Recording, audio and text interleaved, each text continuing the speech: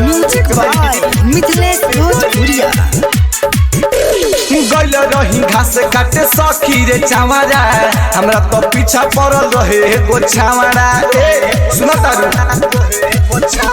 गइल रही घास काटे सखी रे चावरा, हमरा तो पीछा पड़ल रहे एगो छावरा।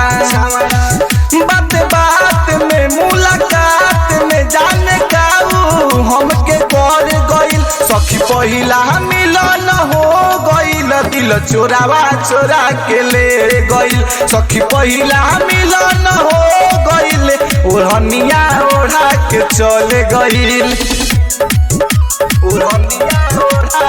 म्यूजिक बाय मिथिलेश भोजपुरिया।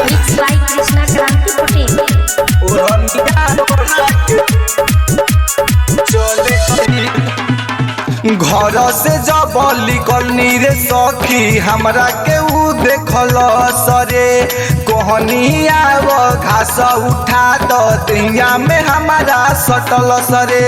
घर से जब निकलनी रे सखी हमरा के ऊ देखल सरे, कोहनिया वो घास उठा दो दिया में हमारा सटल सरे। हम का कहीं अब का करी बात दू चार हमसे करे गइल सखी, पहिला मिलन हो गइल दिल चोरावा चोरा के ले गइल सखी, पहिला मिलन हो गइल ओढ़निया देख के चल गइल।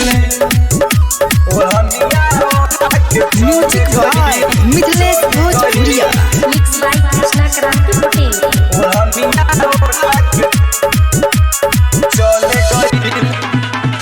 जब से मिलन भइल बा सखी करेला हमसे प्यार रे, राइटर विकास गीत लिखेले बारे बहुत दिलदार रे।